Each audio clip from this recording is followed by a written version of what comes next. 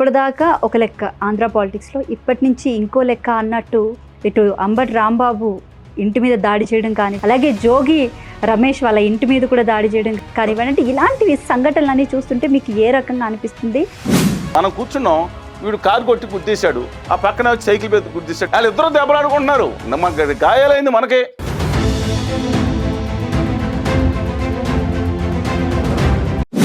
దేవుడి మీదే ఆటలాడడం రాజకీయ నాయకులు. దేవుళ్ళ మీద కాదండి, భక్తుల మీద కూడా ఆడుతున్నారండి. భగవంతునికి భక్తుని అనుసంధానం అంబికా దర్బార్ భక్తి అనుకుంటున్నారు వీళ్ళు.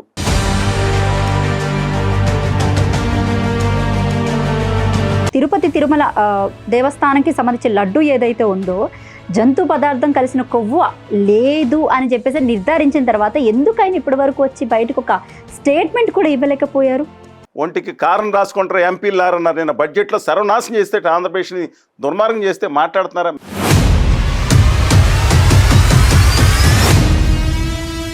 టీడీపీ వాళ్ళు దాడి చేయడాన్ని ఏ రకంగా చూస్తారు? తల్లి పేరు మీద మహిళల మీద తిట్టే సన్నాసి బ్యాచ్, ఒక దగులుబాజీ బ్యాచ్ అని ముద్ర ఇస్తే తప్ప ఏళ్ళ మీద తల్లి పేరుతో బుద్ధులు పెడతారండి.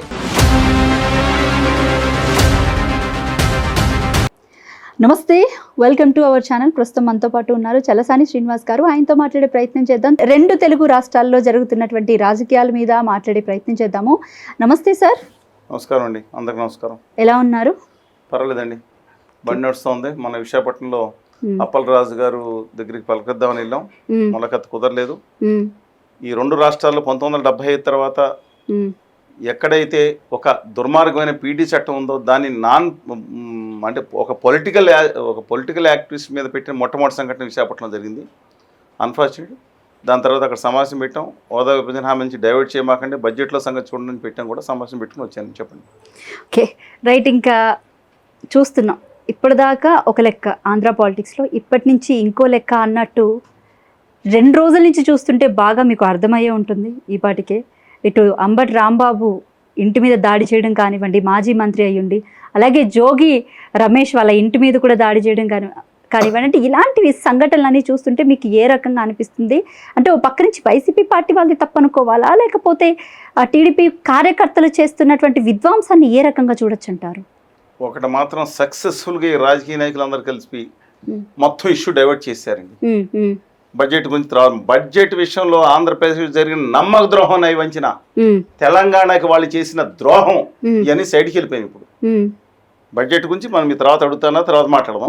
దీని మీద ఫోకస్ దీని మీద పెడదాం. కానీ మొత్తం డైవర్ట్ అయిపోయి దీని మీద ఎక్కడ చూసినా సరే అంబటి రాంబాబు గారు లేకపోతే సపోర్టా ఎగనెస్టా, ఇదే ఇష్యూ. లడ్డు ఇదే ఇష్యూ, గొడవలో కేసులు, రాత్రిపూట 24 hours లైవ్లు, 1 గంట 2 గంట ఇదే ఇష్యూ. సక్సెస్ఫుల్గా రాష్ట్ర ప్రజలందరినీ తమ హక్కులు, తమ ఆత్మగౌరవం, వచ్చే పారిశ్రామిక భవిష్యత్తు యువత నుంచి దీనికి మార్చేశారు ఈ అద్భుతమైన తెలివిగల రాజకీయ నాయకులు. అది first point. Come what ever. సరే, సెకండ్ పాయింట్ మీరు అడిగారు కాబట్టి నేను సమాధానం చెప్పాలి. ఇది ముందర లడ్డూతో సంబంధం ఉంది కదండి. ముందు లడ్డు గురించి మాట్లాడదామా, లేకపోతే దీని మీద సిబిఐకి కేసు అప్పచెప్పిన తర్వాత రెండింటి మీద మాట్లాడదామా? దీని పూర్వాపరం లడ్డు మీద కదా పోస్టర్ పూర్వతల దగ్గర నుంచే వద్దాం, చెప్పండి. ఇవాళ సెప్టెంబర్ 2024లో చంద్రబాబు నాయుడు గారు ముఖ్యమంత్రి అయిన తర్వాత ఒక రిపోర్ట్ వచ్చింది. ఆ రిపోర్ట్ మీ దగ్గర ఉంది, పంపిస్తాను చూడండి. NDDP national dairy development board వాళ్ళు ఇచ్చిన శాంపుల్ పంపిస్తే, 2 samples పంపిస్తే, దాంట్లో LARD అంటే లేడ్ అనుకోండి. లేడ్ అంటే అది పంది కొవ్వు అని అర్థం. ఫిష్ ఆయిల్, బీఫ్ టాలు, ఈ 3 ఉన్నాయని చెప్పి కూడా మిగతా వాళ్ళతో పామాయిల్ కెర్నలు, పామాయిల్, అదర్ ఆయిల్స్తో కాదు ఇది కూడా ఉన్నాయనేది రిపోర్ట్ ఇచ్చారు. రెండోసారి రిపోర్ట్ వచ్చిన తర్వాత ముఖ్యమంత్రి బయటకు వచ్చి ఇలా రిపోర్ట్ కదా ఇలా జరిగింది, కడానా దీంట్లో కూడా దానికి వెళ్ళిపోయారండి. అది తర్వాత ఐడెంటిఫై అయింది. ఇక అర్థమైంది కండి ఎవరి హయాంలో వచ్చి ఇది కొనసాగుతుంది, ఆ డైరీల ద్వారా పట్టుకుంది అక్కడ హయాంలో. ఆ తర్వాత గౌరవ ఉప ముఖ్యమంత్రి గారు, ఉత్తరాది సనాతనవాది గవర్నీయులు కళ్యాణ్ బాబు గారు కూడా వచ్చి సేమ్ రిపీట్ చేసి ఫిష్ ఆయిల్ పంపించారన్న, అది దాటి ముందుకెళ్ళారు. వెళ్ళి ఏమన్నారు, ఇది 100 సంవత్సరాల నుంచి ఎక్కడి నుంచో వస్తున్న అయోధ్య దేవాలయానికి ఈ బీఫ్ గుడ్డు కలిపిన ఇవన్నీ కూడా పంపించేసి అయోధ్య దేవాలయానికి పంపించేశారు. 100 సంవత్సరాలు మొత్తం దేశం అంతా అలకాలం ఈ విధంగా దేశానికి అంటించారు ఆయన. అంటించి అసలు తిరుపతి బోర్డు తీసేసి సనాతన బోర్డు పెట్టాలి, ఉత్తరాది సనాతనవాదులు అనుకుంటా, మరి ఎవరి ద్వారా పెట్టాలన్నారు. ఇది స్వీపింగ్ కామెంట్స్ చేశారు. దీని తర్వాత ప్రజలు మనకు మనోభావాలు అందరికీ ఉంటాయి కదండి, వాళ్ళకి కాదు కదా.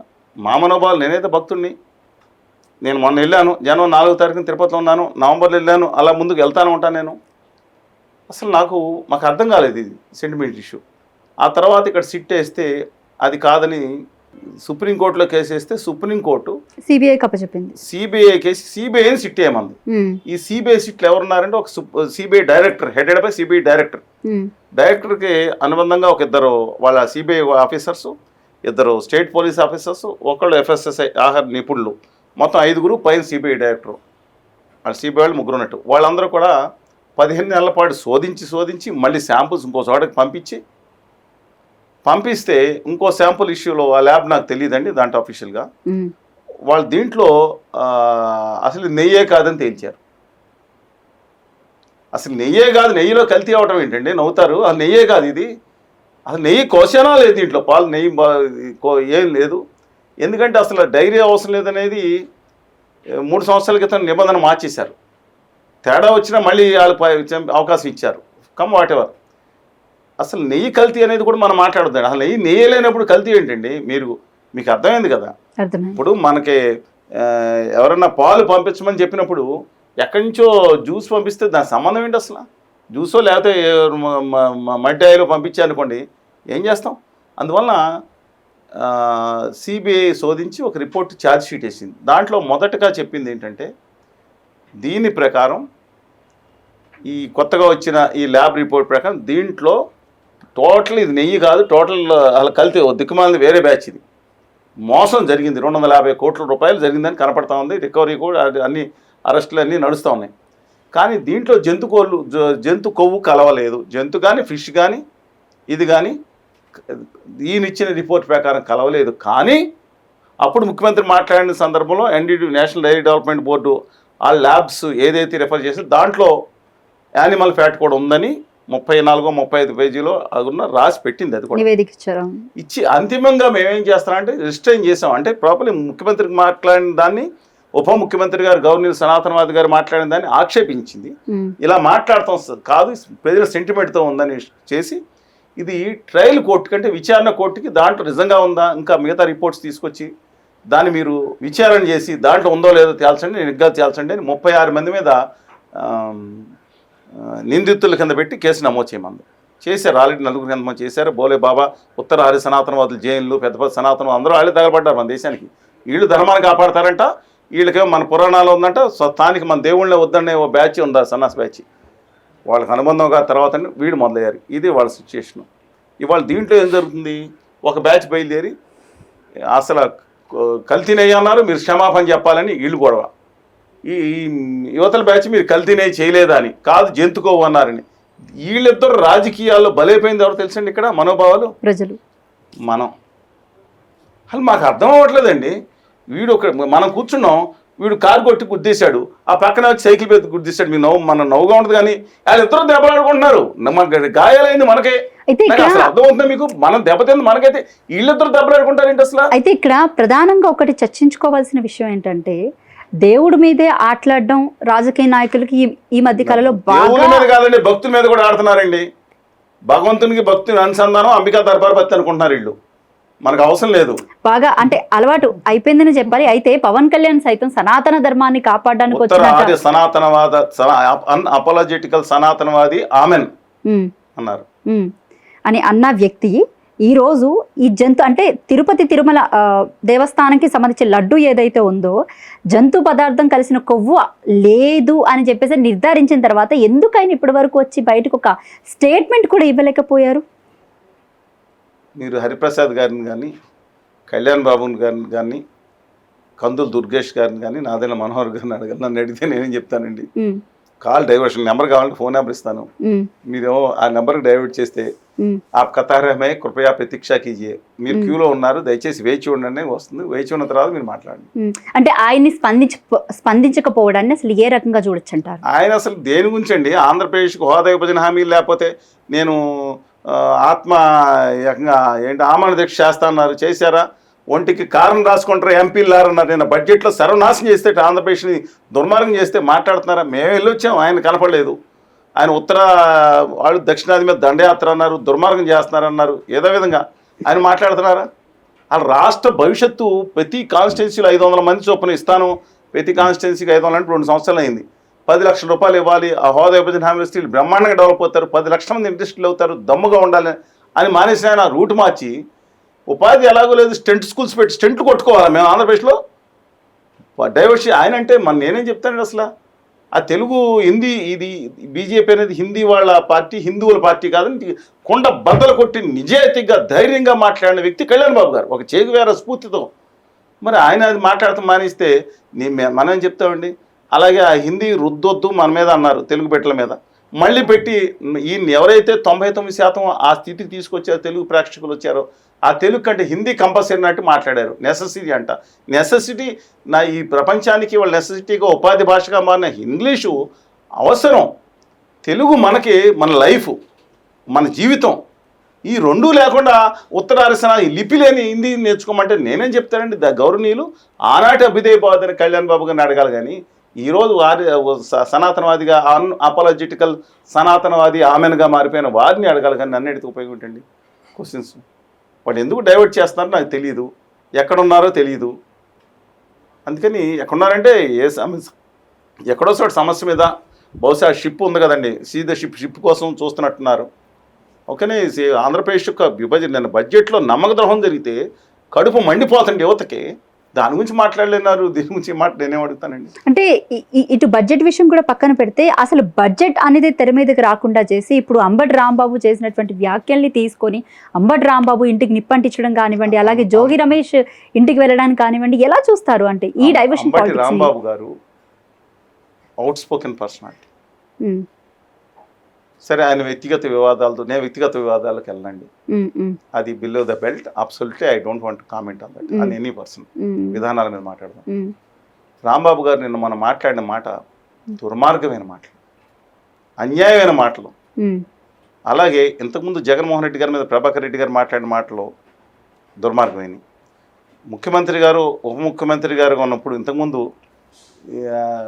ఏది మన ల్యాండ్ టైటిలింగ్ యాక్ట్లో నీ ఫోటోలు ఏంటి, మీ అమ్మ మొగుడిచ్చాడా, మీ నాన్న మొగుడిచ్చాడని మాట్లాడారు. అది బూతు పదాలు కాకపోయినా అనుచితమైన పద్యాలను వాడారు. అది పక్కన పెట్టండి. కానీ వాళ్ళ అంబటి రాంబాబు గారు మాట్లాడిన నిర్ద్వందంగా ఖండించాలి. ఎవరు మాట్లాడిన ఇంతకుముందు ప్రభాకర్ రెడ్డి గారు మాట్లాడితే ఖండించారు. గవర్నీయులు రాజశేఖర రెడ్డి గారు అసెంబ్లీలో నీ అమ్మ కడుపుని ఎందుకు పుట్టావో నువ్వు సిగ్గుపడలే, ఆ విధంగా మన మాట్లాడి వెంటనే సవరించుకునే విజ్ఞత ఆయనలో ఉంది, డాక్టర్ రాజశేఖర రెడ్డి గారిలో. వీళ్ళకేమైందండి? వాళ్ళ అంబటి రాంబాబు ఇప్పుడు నేను అడుగుతున్నాను, వీళ్ళు ఒకళ్ళగా చాలాసార్లు చూశాను. ఈ కింద కామెంట్లు చేసే బ్యాచ్ ఉంది. వీళ్ళకి అంటే అసభ్యంగా చేసేవాడు సిగ్గు ఉంటే వీళ్ళు మొగాళ్ళ కింద ఫీల్ అవుతున్నారు కదా. వీళ్ళు మొగాళ్ళు అండి. తల్లి పేరు మీద మహిళల మీద తిట్టే సన్నాసి బ్యాచ్, ఒక దగులుబాజీ బ్యాచ్ అనే ముద్ర ఇస్తే తప్ప వీళ్ళ మీద తల్లి పేరుతో బుద్ధులు పెడతారండి. Whomever it may be, నేను చెప్పండి, మీరు ప్లీజ్ కమ్అట్. అంటే సిచ్యువేషన్ వేరు. సిచ్యువేషన్ మీద తల్లి మీద తిడతారా, తల్లి మానం మీద తిడతారా, అంగాల మీద తిడతారా? ఏందండి వాటి సిచ్యువేషన్ అండి? ప్రతిపక్ష సినిమాలో విజయశాంతి గారు ఏం మాట్లాడారు? అది స్థానం ఏంట్రా, నువ్వు పుట్టిన స్థానం రా, ఏం మాట్లాడుతున్నావు? టీ కృష్ణ గారు అద్భుతమైన సాంగ్, ఎంత ఉత్తేజితం చేసి ఎంతమంది విద్యార్థులు కళ్ళు తెరిపించింది.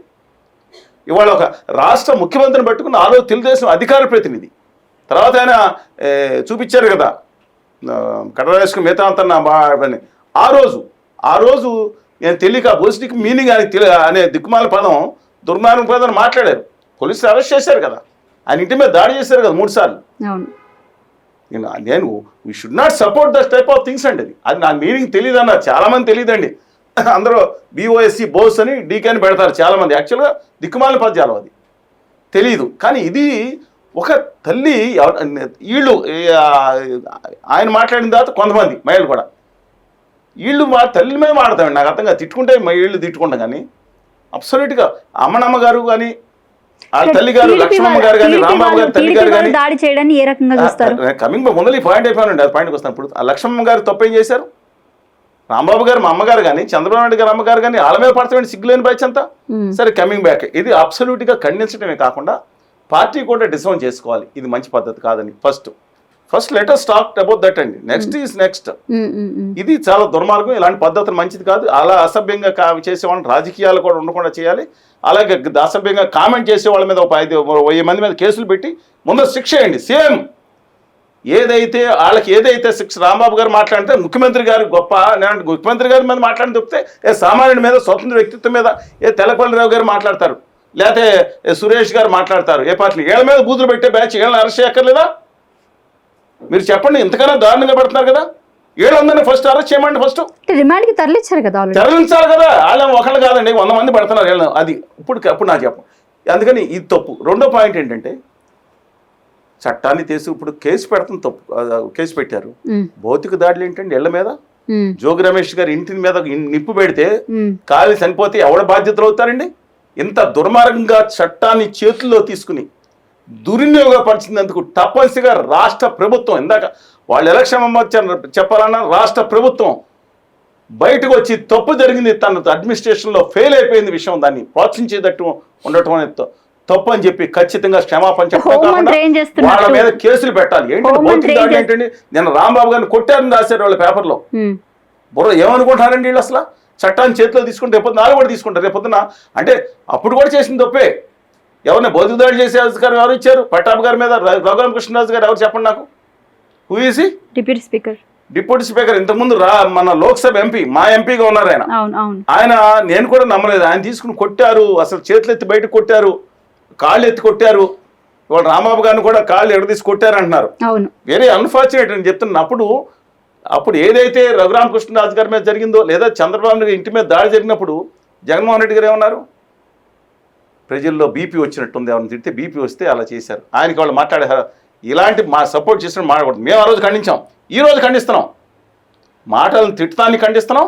ఇలాంటి చట్టాన్ని చేతిలో తీసుకుని దాడులు చేస్తే రాష్ట్రంలో శాంతి భద్రతలు గాలికి వెళ్తే రెడ్ బుక్ నడుస్తుందా? అంటే రాజ్యాంగం పనిచేయట్లేదు. Red book Ambati Rambabu comments చేయడం ఎంత వాస్తవమో, దాని తర్వాత ఆయన్ని రిమాండ్కి పంపించారు. చట్టం చూసుకోండి. దాడి చేయటం ఓకే సార్, అక్కడ వరకు బాగానే ఉంది. కానీ ఎందుకు టీడీపీ కార్యకర్తలు కానివ్వండి, లేకపోతే వైసీపీ కార్యకర్తలు కానివ్వండి, ఆంధ్రప్రదేశ్లో అసలు హోం మంత్రి అనే వాళ్ళు ఉన్నారా లేరా? ఎందుకంటే ఈ విధంగా భౌతిక దాడులు కానివ్వండి, ఇంట్లో ఉన్న కార్లకి నిప్పంటించడాన్ని అసలు ఏ రకంగా చూడొచ్చు? ఎందుకు లా అండ్ ఆర్డర్ చేతిలో ఉండి కూడా అదుపు చేయలేకపోతున్నారు?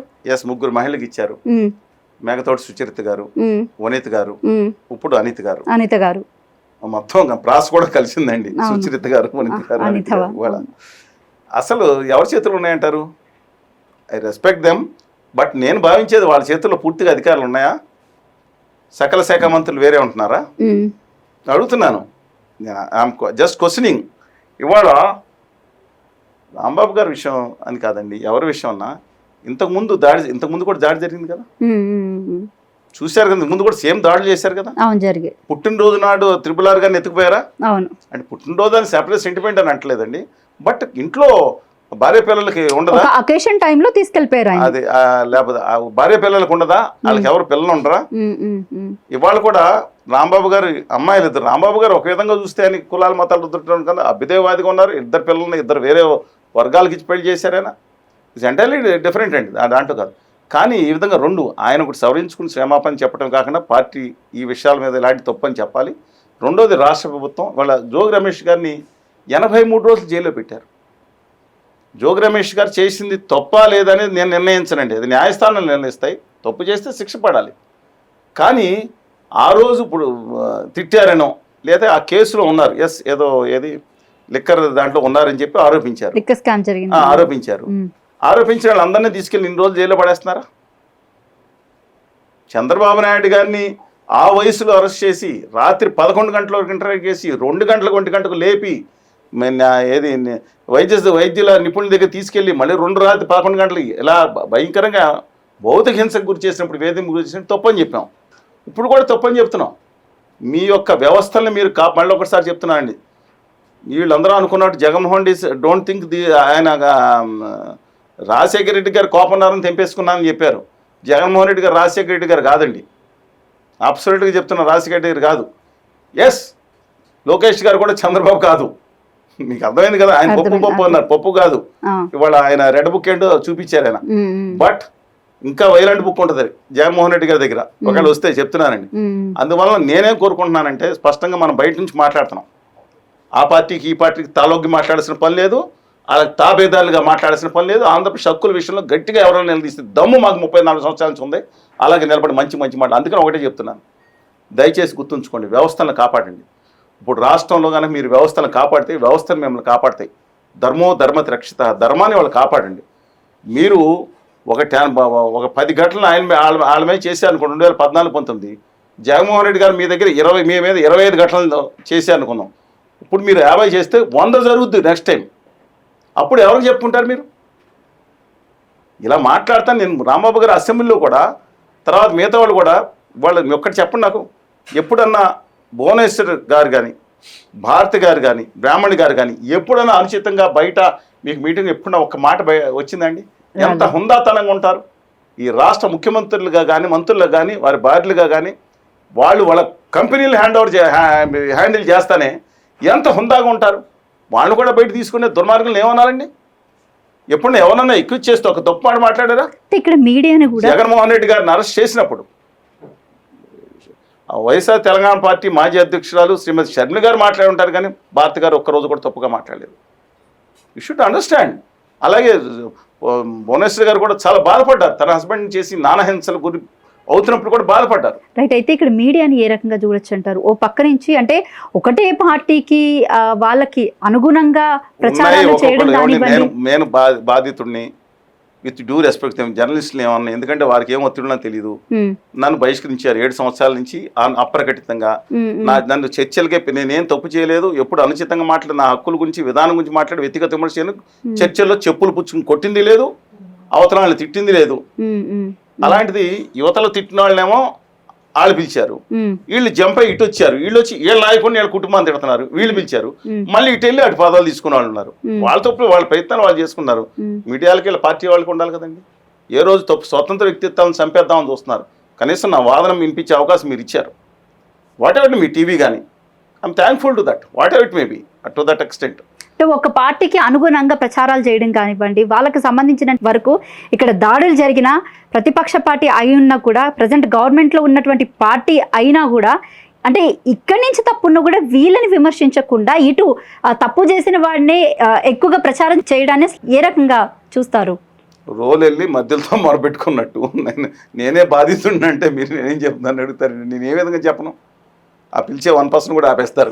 మీరు ఒక్కరే కాదు సార్, రీసెంట్ గా తక్కెలపల్లి రవీంద్ర గారు కూడా అవమానం జరిగిందని చెప్పాలి మీడియా పరంగా. చంపేసే పరిస్థితి దురదృష్టవశాత్తు వచ్చింది. కేంద్రం వీళ్ళందరూ కూడా, కేంద్రంలో ఆదాని గారు ఉత్తర భారతీయ జనతా పార్టీకి బాజా భజింత్రీలు వీళ్ళందరూ కూడా ఇవాళ తెలంగాణలో, ఆంధ్రప్రదేశ్లో నమ్మక ద్రోహం కేంద్రం చేస్తున్నా వీళ్ళు కొట్టుకుంటారు.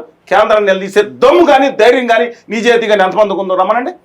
తెలంగాణకు 1 కోటి రూపాయలు లాస్ట్ ఇయర్ బడ్జెట్లో, రైల్వే బడ్జెట్లో పెంచారు. మనం మాట్లాడుకున్నాం.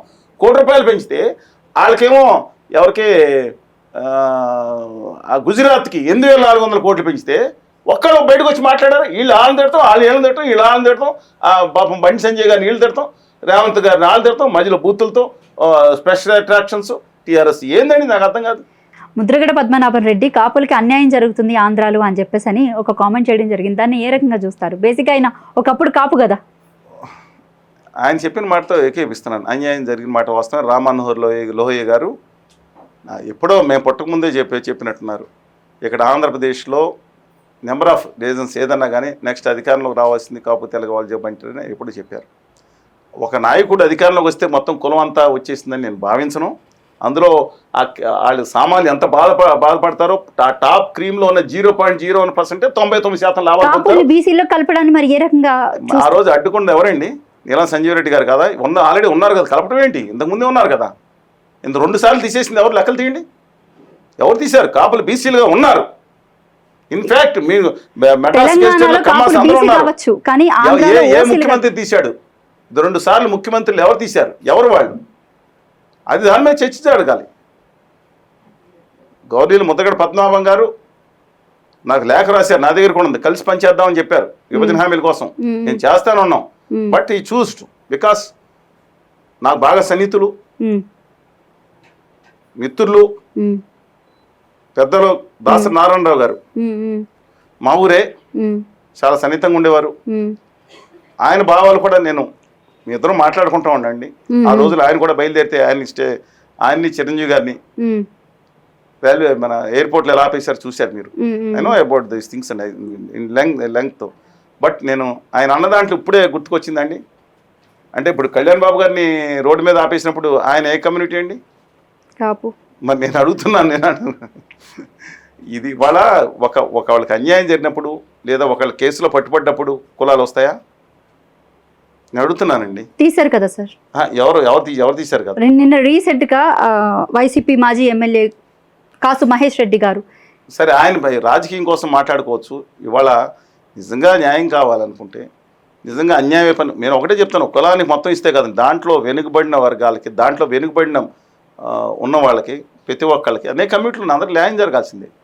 ఒకళ్ళు ఇచ్చేస్తే న్యాయం జరుగుతుందని ఎలా అనుకుంటామండి? అందుకని but despite that they are eligible and దాన్ని బట్టి వాళ్ళు గుర్తుకొచ్చిందా మీకు? అంబటి రాంబాబు గారు ఒక విధంగా అభ్యుదయవాదే, ఈ బూతుల విషయంలో వీటి విషయంలో కాకుండా. చెప్పాను కదా, వాళ్ళ పిల్లలిద్దరిని ఎవరికి ఇచ్చారు? వాళ్ళ పిల్లలిద్దరిని ఎవరికి ఇచ్చారు? టీడీపీ పార్టీ ఫస్ట్ నుంచి పిల్లలిద్దరిని ఎవరికి ఇచ్చారండి? వీళ్ళు చెప్తున్నట్టు ఒకటి ఉండవల్లి గారి వర్గానికి, ఒకటి చంద్రబాబు నాయుడు గారి వర్గానికి ఇచ్చారని చెప్పి నేను సోషల్ మీడియాలో చూశాను. నాకు ఎప్పుడు చెప్పలేదు ఆయన. అంటే ప్రశ్నిస్తే ఫస్ట్ నుంచి కూడా కాపులకి టీడీపీ పార్టీ అన్యాయం చేసుకుంటానే వచ్చింది. అటు వంగవీటి రంగాన్ని కూడా చంపేసింది చంద్రబాబు నాయుడే అని చెప్పేసి ఆయన ఆరోపించడం జరిగింది, ముఖ్యంగా గురజాల మాజీ ఎమ్మెల్యే. అలాగే ఇప్పుడు కాపు జాతికి ఆంధ్రాలో అన్యాయం జరుగుతుంది, ముఖ్యంగా అంబటి రాంబాబుగా కానివ్వండి, వీళ్ళందరినీ అంటే కాపుల్ని ముఖ్యంగా కేసులు పెట్టడం కానివ్వండి, అంటే ఇలాంటివి అన్నీ జరుగుతున్నాయని చెప్పేసి మాట్లాడుతున్నారు ఆయన. ముందులో ఎలాంటి ఇచ్చారో కోట్ల విజయభాస్కర్ రెడ్డి గారు చూసాం. దాని తర్వాత ఎందుకు ఇంప్లిమెంట్ చేయలేదు? 2004 వరకు చేయలేదు, 2009 వరకు ఎందుకు చేయలేదు, 2014 నుంచి 19 వరకు, 19 నుంచి 24 వరకు చంద్రబాబు నాయుడు గారు, రాజశేఖర రెడ్డి గారు, జగన్మోహన్ రెడ్డి గారు వీళ్ళు బ్యాచే కదా, ఎక్సెప్ట్ రోసే గారు, కిరణ్ కుమార్ రెడ్డి గారు తప్ప. అక్కడ ఆంధ్రప్రదేశ్లో ఇవాళ తూర్పు కాపులను కూడా తెలంగాణలోంచి రిజర్వేషన్ నుంచి గవర్నర్ని, తూర్పు కాపులను, సెట్టిపల్లిని అందరినీ తీసేసినప్పుడు ఏం చేశారు? మాట్లాడారా వీళ్ళందరూ? కనీసం 26 కులాలని చేర్చమని మేము మాట్లాడాం కదండి. తూర్పు కాపులు కూడా కాపు సమాజంలో భాగంగానే భావిస్తున్నాం కదా. సో వాట్ ఎవర్ బీబీసీలుగా ఉండొచ్చు, అది తీసేస్తే దాని గురించి ఎందుకు మాట్లాడలేదు? నెంబర్ ఆఫ్ ఇష్యూ వచ్చినప్పుడు గుర్తుకొస్తుంది. కానీ ఒక్కటి చెప్తున్నానండి నేను, ఇష్యూ వచ్చినప్పుడు వీళ్ళకి రాజకీయంగా వాడుకున్న వీళ్ళు కానీ అటు కానీ వాళ్ళేమో రాధ గారిని అడ్డం పెట్టుకుని ఒకసారి ఎలిగేషన్ చేయించారు, రెండోసారి అటు ఎలిగేషన్ చేయించారు. వాళ్ళ రాజకీయం కోసం వాడుకోవటం కోసం తప్ప. నేను మళ్ళా చెప్తున్నాను, ఇవాళ ఏ కమ్యూనిటీ ఎక్కువ మంది నిరుద్యోగులు, ఇవాళ నెంబర్ ఆఫ్ చెప్తున్నాను, రిజర్వేషన్ లేని నిరుద్యోగులు ఎక్కువ మంది ఉంది ఆ కమ్యూనిటీ నుంచి. వాళ్ళని పారిశ్రామిక అధిపతులుగా చేయాల్సిన అవసరం ఉంది. వాళ్ళు తాము హీరోలు కావాలి, స్టెంట్ స్కూల్స్ పెట్టుకోవడం కాదండి, వాళ్ళు హీరోలు కావాలి, వాళ్ళ కుటుంబానికి హీరోలు కావాలి, వాళ్ళ ఓళ్ళని ప్రపంచానికి గొప్పగా చూపించాలి, ఆంధ్రప్రదేశ్ని పెద్దగా పట్టణంలో నిలబెట్టాలి, దేశానికి సంపద సృష్టించాలంటే ఆ కమ్యూనిటీలో కానీ ఏ కమ్యూనిటీలో కానీ దాని మీద దృష్టి పెట్టకుండా వీళ్ళ పిల్లలందరూ కూడా వీళ్ళ పెద్ద వాళ్ళందరూ అమెరికాలో చదువుకోవాలి. వీళ్ళు కాదని కొంతమంది పెద్ద కంపెనీలు ఉండాలి, కింద కులాల పేరు మీద కొట్టుకు చచ్చిపోవాలి. నేను ఒకటి చెప్తున్నాను, మీ సినిమా హీరోలు తెలుసు కదా, ఏ సినిమా హీరో చెప్పండి, ఎవరినేం చేసుకుంటారు? కింద కొట్టుకోవాలి. వీళ్ళు మాత్రం ఏ కులాలన్నా అభ్యుదయ కులాలు అనుకోండి, బాగా సంపన్న కులాలని పేరు రానివ్వండి, ఇంకొకళ్ళు మాత్రం హ్యాపీగా అందరూ ఒకటే బాయి కిందకు వస్తే ఫ్యాన్స్ మాత్రం కొట్టు చచ్చిపోవాలా? నేను అడుగుతున్నా, మిమ్మల్ని అడుగుతున్నా, మీరంటే నేను అడుగుతున్నాను. వీళ్ళు హీరోలందరికీ కులాలు ఉండవు, సినిమాలు చూడటానికి కులాలు రావాలి, డబ్బులు కలెక్షన్ వచ్చేయాలి, 100 కోట్లు 200 కోట్లు 400 కోట్లు, వీళ్ళకి కులాలు ఉండవు. ఆంధ్రప్రదేశ్ బడ్జెట్ విషయంలో అంటే డైవర్షన్ పాలిటిక్స్లో భాగంగా బడ్జెట్కి జరిగిన అంటే ఆంధ్రప్రదేశ్కి జరిగినటువంటి అన్యాయం ఏంటి సార్? ఎక్కడ తక్కువ వచ్చింది బడ్జెట్లో? బడ్జెట్ కన్నా ముందు ఆంధ్రప్రదేశ్ జరిగిన అన్యాయం ఏంటంటే బానిస నాయకుల్ని చూడాల్సి రావటం మా దురదృష్టకరం. బానిస అనే పదం వాడినందుకు వారు క్షమించాలి, కానీ తప్పనిసరి పరిస్థితుల్లో వాడుతున్నాను. ఎందుకంటున్నానంటే వీళ్ళందరూ కూడా వీళ్ళు కొట్టుకుంటున్నారు, వీళ్ళు తిట్టుకుంటున్నారు, వీళ్ళు బూతులు పోస్తున్నారు, సాయంత్రం అయ్యేటప్పటికి very good unit discussions discussion పెడుతున్నారు, కర్రలతో కొట్టుకుంటున్నారు, కట్టెలతో కొట్టుకుంటున్నారు, వెర్బల్ డైరియా చేస్తున్నారు, మొత్తం డైవర్షన్ చేస్తున్నారు. కులగజ్జి, మత పిచ్చి, రాజకీయ నాయకులకు బానిసత్వ పిచ్చి, సైకో ఫ్యాన్సిజం, సినిమా పిచ్చి ఎక్కువగా చేసుకుంటున్నారు. వాటి భావితరాల అభివృద్ధి మర్చిపోతున్నారు. వాళ్ళ బడ్జెట్ జరిగితే మొత్తం ఆంధ్రప్రదేశ్ ఇంతకన్నా కొంచెం రూపాయి ఎక్కువ ఇచ్చిన ఆ రోజు ముఖ్యమంత్రి చంద్రబాబు నాయుడు గారు నా రక్తం సలసలా మరిగిపోతున్నారు. ఇప్పుడు ఎందుకని మౌనంగా ఉన్నారండి? ఇది due respects to you because being chief minister. ఇంతకుముందు జగన్మోహన్ రెడ్డి గారు ముఖ్యమంత్రిగా ఉండే జగన్మోహన్ రెడ్డి గారి ఇంటిని ముట్టడిచ్చాం. నేను జేడి లక్ష్మణ్ గారు వెళ్ళి 1100 మంది అరెస్ట్ చేసిన వెళ్ళి ముట్టడిచ్చాం, ఛేదించుకుని ముట్టడిచ్చాం. నిలబడ్డాం, 26 జిల్లాల్లో ధర్నాలు చేశాం. కేంద్ర మంత్రులు నిర్మలా సీతారామన్ గారితో సహా పార్లమెంట్ సమావేశంలో కలిసి వచ్చాం. రాష్ట్రాన్ని తిరుగుతున్నాం. ఇవాళ నేను అడుగుతున్నాను, ఆంధ్రప్రదేశ్కి ఇవాళ నమ్మక ద్రోహం చేసింది కేంద్ర బడ్జెట్. ఎవరికి చేశారు? ఎందుకంటే చప్పట్లు కొడుతున్నారు మీరు? ఇవాళ ఆదాని డేటా సెంటర్కే 2047 వరకు మొత్తం ఎగ్జామ్షన్స్ ఇస్తే మీరు చప్పట్లు కొడతారు. 300 ఉద్యోగాల నుంచి 400 ఉద్యోగాల నుంచి వచ్చే పరిస్థితి డైరెక్ట్ సెంటర్లో. మిగతాది ఏదో దాంట్లో కేబుల్ ల్యాండింగ్ స్టేషన్ అండ్ ఇది సోలార్ ఎనర్జీ మీద పెట్టి దాని మీద వస్తుంది అంటున్నారు మీరు. దానికి వాళ్ళ కోసం హార్బర్ సేఫ్ అంట 25%, హార్బర్ సేఫ్ 15-20%. ఎవరి కోసం హార్బర్ సేఫ్? ఆయనకి హార్బర్ సేఫా? నక్వల్లో పెట్టిన మారవెడ్డి గారి ఫ్యాక్టరీ కోసం ఉత్తరాంధ్రలో నౌకాశ్రయాలు సాగరమాల్లో వాళ్ళకి లాభం అండి. ఇంకోటి అద్భుతంగా చెప్పారు, వాళ్ళంతా బాధ్యతలు బంతిని కొడుతున్నారు. వాళ్ళు మొత్తం ఆంధ్రప్రదేశ్ ఎక్కడ చూసినా ఉత్తర భారతీయ జనతా పార్టీ ఆదాని బ్యాచ్ ఏంటి అని చూశాను. రేర్ ఎర్త్ మినరల్స్ అంట. రేర్ ఎర్త్ మినరల్స్ 8,000 కోట్లు 4 రాష్ట్రాలతో కలిపిస్తే ఎవరి కోసం అండి? ఇవాళ అక్కడ స్థానిక బిడ్డ అక్కడ రేర్ ఎర్త్ మినరల్స్ అందరూ చేసుకుంటే ఇవాళ కాజేసి ఆదాని గారు బీచ్ స్టాండ్ అని చెప్పి మొత్తం అంతా ఆదాని గ్రీన్ ఎనర్జీ ఏదో పెట్టుకుని దాంట్లో ఆయన తీసుకోలేదా? ఇవాళ ఆదాని గారి కోసం, అంబానీ గారి కోసం, లేదంటే మిట్ల గారి కోసం, అగర్వాల్ గారి కోసం, ఇంకొక గుజరాతీ మార్వాడి వ్యాపారుల కోసం రాష్ట్రాన్ని తీసుకెళ్లి తాగడి పెట్టే పరిస్థితులు ఉంటే వాళ్ళకి లాభం చేసేటట్టున్నారా? విశాఖపట్నానికి 5,000 కోట్లు అడిగారండి బడ్జెట్లో, ₹1 ఇవ్వలేదు. అమరావతికి 15,000 కోట్ల కింద సంవత్సరం ఈ కోసం 15,000 కోట్లు 4 ఏళ్ళు ఇస్తానని చెప్పి బీజేపీ అధ్యక్షులు కొండ బదలగొట్టి లాస్ట్ టైం చెప్పారు. సీఎం రమేష్ గారు గిరగర తిప్పుకుంటే చెప్పారు. ఇవాళ ఎంగిలి వెతుకులు ఇచ్చినట్టు 1,100 కోట్లు 15 కోట్లు ఇచ్చాం. ఆ వడ్డీ కూడా దానికి 10% వడ్డీ వస్తుంది దాంట్లో ఇచ్చాం. మీరు సావంటారా, మీరు అప్పుల్లో కట్టుకుంటారా అంటే నోరు మూసుకుని కూర్చున్నారు వీళ్ళు. అమరావతి రైట్ ట్రాక్లో పెడుతుంది. ఎందుకు మాట్లాడలేదు? అధికార పార్టీ మాట్లాడదు, ఎందుకు బంద్ చేస్తుంది? ఉప ముఖ్యమంత్రి వేరు బంద్ చేస్తున్నారు. ఉత్తరాది సనాతనంగా ప్రతిపక్ష నాయకుడు కేసులు భయం ఆయన థర్డ్. ఎందుకంటే ముందు ఇద్దరం కాబట్టి అధికారంలో ఉండగా మాట్లాడుతున్నాం. ఆయన కూడా బాధ్యత ఉంది. ఏం చేయమంటారు చెప్పండి? ఇవాళ ఇంకోటి కూడా చెప్తున్నాను. రాష్ట్రంలో ఇవాళ కారిడార్ ఏదైతే ఉందో ఆ కారిడార్కి నిధులు 10 సంవత్సరం లేదు. పోలవరం ప్రాజెక్టు సర్వనాశనం చేసేసింది, డెడ్ స్టోరేజ్ చేసిన కేంద్ర ప్రభుత్వం ఉంటే సిగ్గు ఏమాత్రం పడకుండా నేను మాట్లాడుతున్నాను. నేను కాదు, కళ్యాణ్ బాబు గారు సిగ్గు రాసుకోండి. సిగ్గు లేకుంటే వంటికి కారణం రాసుకోమని చెప్పినట్టున్నారని ఎంపీలని. నేను అడుగుతున్నాను మీ ఎంపీలని, మీకు కనుక గౌరవంగా సిగ్గుంటే నేను మీ 35 మంది ఎంపీలకి లేఖలు రాసిన లేదా బహిరంగ విజ్ఞప్తి చేసి అన్నింటికి మీకు పంపించాను. 2 ఎంపీలు స్పందించారు, లావు శ్రీకృష్ణదేవరాయలు గారు, మిథున్ రెడ్డి గారు.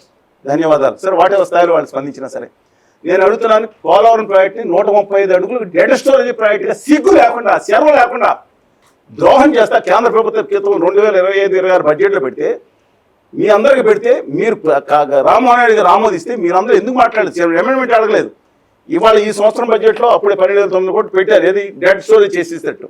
ఈ సంవత్సరం ₹1 కూడా, ఎందుకంటే అదనంగా 150 అడుగులకు నీళ్లు నిలబెట్టే విధంగా ₹1 కూడా ఈ 37,000 కోట్లు ఇవ్వాల్సి వస్తే ఈ బడ్జెట్లో మాట్లాడకపోతే మీరు ఎందుకని మౌనంగా ఉన్నారు? 50-100 కోట్లు ఎంగిలి మెతుకులు విధించేటట్టున్నారా?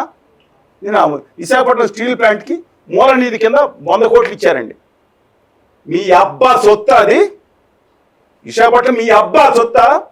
తెలంగాణలో సాయిరెడ్డి కరీంనగర్ జిల్లాలో తుపాకీ గుండెకి ఎదురుగా ప్రాణం అర్పించాడు విశాఖకు ఆంధ్రులు దక్కని. అక్కడ గుప్తా గారు కానీ, యాదవ్ గారు కానీ, లేదంటే కర్నూలు, అనంతపురం, పాలకొల్లు, విశాఖపట్నం, శ్రీకాకుళం అందరూ ఒక ప్రాణాలు అర్పిస్తూ వచ్చిన కర్మాగారం దాన్ని ప్రైవేట్ పనులు చేస్తామంటే సిగ్గు లేకుండా, సేవ లేకుండా మీరు ఈ 1,100,000 కోట్లు తీసుకొచ్చి అప్పులు వడ్డీలకు సరిచారు. మేము అడిగేదండి, క్యాపిటల్ మైన్స్కుని తీసుకురాలేరా? మీరు చేతి మీద ఆధారపడి ఉంది కదా. కళ్యాణ్ బాబు గారు చేతి మీద, చంద్రబాబు గారు మాట మీద ఆధారపడి కేంద్ర మంత్రి వస్తున్నప్పుడు ఒక ఫోన్ కాల్ కొడితే క్యాపిటల్ మైన్స్ ఇస్తారు కదా. 2 మీకు ఆ వడ్డీ 14% వడ్డీ చేసిన వడ్డీ రద్దు చేయమనండి. 20,000 కోట్లు లాభాలు వస్తుంది ఫ్యాక్టరీ అంటే పాత వడ్డీలు రద్దు చేసామని ఇప్పటివరకు వేసిన ఫ్యాక్టరీ రద్దు చేయమని దాన్ని వడ్డీ కాంపౌండ్ పెట్టి తీసేయమనండి. దాన్ని స్టీల్ స్పెషాలిటీ స్టీల్గా 7.3 నుంచి 20 మిలియన్ టన్స్ పెంచండి. చెప్పండి. స్టీల్ ప్లాంట్ గురించి ఇంత ద్రోహం జరుగుతున్న మాట్లాడదు. రామాయపట్నం పోర్టు గురించి మాట్లాడరు. కడప ఉక్కు ఫ్యాక్టరీ గురించి మాట్లాడదు. సిగ్గు లేదా? కళ్యాణ్ బాబు గారు అడిగారు, ఒంటి కారం రాసుకోమని అడిగారు. నేను గుర్తు చేస్తున్నా, నేను కాదు. సిగ్గుంటే కారం రాసుకుని నేను గుర్తు చేస్తున్నా. ఇవాళ ఆంధ్రప్రదేశ్కి అమరావతి గురించి చంద్రబాబు నాయుడు గారు అంత మాట్లాడు, అప్పుల్లో కట్టుకుని సావండరు అని చెప్తే ఏమండి మీరు మాట్లాడుతున్నారు? అప్పుల్లో కట్టుకునే పరిస్థితి అదా? ఇవాళ 4th ఛానల్ ఏదైతే ఉందో నేషనల్ వాటర్ వే 4th దానికి దిక్కు లేదా? అసలు ఏ విధంగా ఆంధ్రప్రదేశ్ ఇంకోటి ఫైనల్గా ఇంకోటి చెప్తున్నానండి, బడ్జెట్లో చాలాసేపు ఇప్పటికన్నా తిరుపతి వెంకటేశ్వర స్వామి వెళ్ళి అక్కడ హామీ ఇచ్చారు కాబట్టి గవర్నీయులు ప్రధానమంత్రి గారు ఆంధ్రప్రదేశ్కి విభజన హామీలో రాయితీలు ఇచ్చేస్తే ఆ స్టూడెంట్స్ యువత 10 లక్షల మంది పారిశ్రామికేత్తలుగా మారి ఇండస్ట్రీస్లు అయ్యి వాళ్ళు 100 మందికి ఒక్కొక్కళ్ళు ఒకే 10 మందికి ఉద్యోగాలు కల్పిస్తే 1.5 మంది వాళ్ళ ఆత్మగౌరవంతో బతుకుతారంటే స్టెంట్ స్కూల్స్ పెట్టుకుని బతకాలి వాళ్ళు. నేను అడుగుతా ఉన్నాను, మాట్లాడితే కులాన్ని రెచ్చగొడతాం మతాన్ని రెచ్చగొడతాం డైవర్ట్ చేసి నిన్న రాంబాబు గారి ఇష్యూ అసలు ఏదో కాదండి. ఇప్పుడు అక్కడ పెట్టి రెచ్చగొట్టాల్సిన అవసరం ఉందా? ఆయన రెచ్చగొట్టి రెచ్చిపోవాల్సిన అవసరం ఉందా? బూతులు పెట్టాల్సిన అవసరం ఉందా? మళ్ళీ తీసుకెళ్ళి కొన్ని అరెస్ట్ చేశారు చట్టం అనుకుందాం, ఈ ఇంటి మీద దాడులు ఏంటి? ఎందుకు డైవర్ట్ చేస్తున్నారు? కేంద్ర ప్రభుత్వం ఆడుకుంటుంటే మీరేమో కింద ప్రతిపక్ష నాయకుడికి వెళ్ళి గుజరాతీ వారికి ఎంపీ టికెట్లు ఇస్తారు, మీరు కూడా ఇస్తారు, రేపు పొద్దున ఎవరికి ఇస్తారు? మీరు కూడా ఇచ్చారుగా, సురేష్ బాబు గారికి ఎవరికి ఇచ్చారు? తెలుగుదేశం ఇచ్చింది, వాళ్ళకి ఇచ్చింది. ఏంటి నాకు అర్థం కావట్లేదు. దయచేసి గమనించండి, పార్లమెంట్లో కానీ సభ్యులకి మై హంబుల్ రిక్వెస్ట్, దయచేసి హక్కుల గురించి మాట్లాడండి. బడ్జెట్ మీద ద్రోహం జరిగితే మాట్లాడి ఒక జాతి అని ఉంటే అది ఇండియా మొత్తం మీద అది వాళ్ళ ఆంధ్రప్రదేశ్లో ఉన్న తెలుగు జాతిని మనం చేస్తాను. రైట్, ఇంకా తెలంగాణ రాష్ట్రం విషయానికి వద్దాం సార్. కేసీఆర్కి సిట్ విచారణ పేరుతో నోటీసులు ఇవ్వడానికి కానివ్వండి, అంటే తరచుగా ఇప్పుడు మొన్న హరీష్ రావుకి ఇవ్వడం, అలాగే కేటీఆర్కి ఇవ్వడం, దాని తర్వాత సంతోష్ కుమార్కి కానీ ఇవ్వడం, ఇలాగ అందరికీ కూడా వీళ్ళందరికీ నోటీసులు ఇచ్చి రాష్ట్రంలో ఎన్నడూ లేని విధంగా ఈ కేసులు పరంగానే తెలంగాణ రాజకీయాలన్నీ చుట్టూ తిరుగుతున్నాయి. ఎలా చూస్తారంటారు వీటిని? ఇవాళ మళ్ళీ చెప్తున్నానండి, తెలంగాణకి రాష్ట్ర బడ్జెట్లో జరిగిన ఘోరం అన్యాయం ఇంత అంతా కదా వరుసగా 12 సంవత్సరాల నుంచి.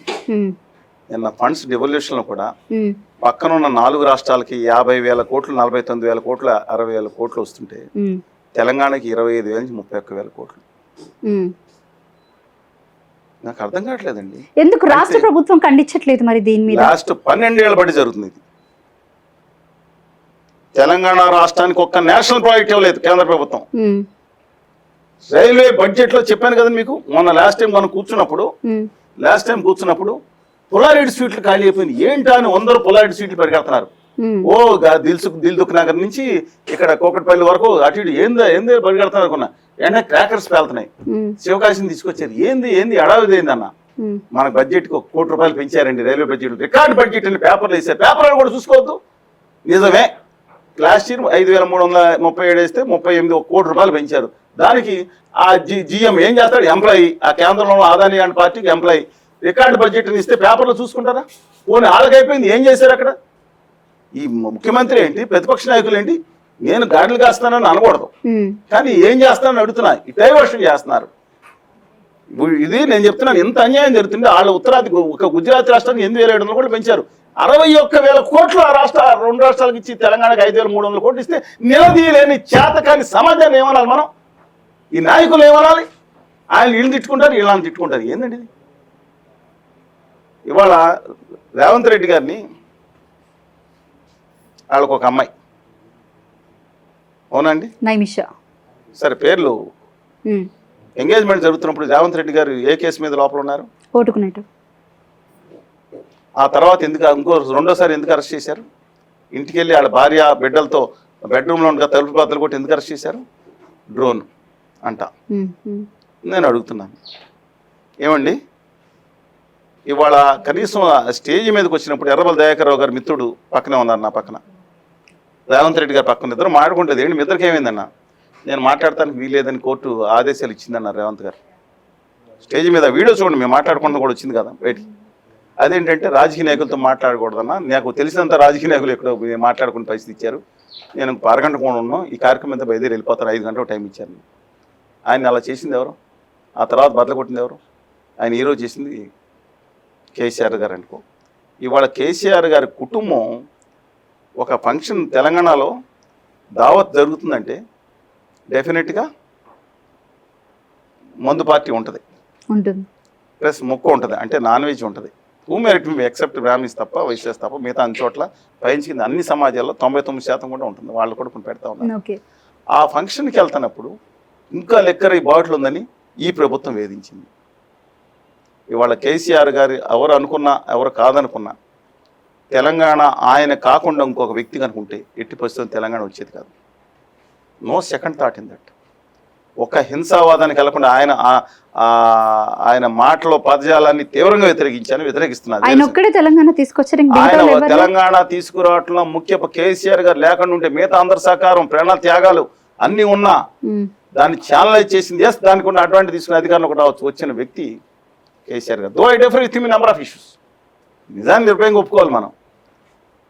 Fact is fact, remain fact, దాంట్లో ఏముంటుందండి ఇవాళ. కానీ ఇవాళ జరుగుతున్న విధానం ఏదైతే ఉందో మొత్తం డైవర్షన్ పాలిటిక్స్ నడుస్తుంది.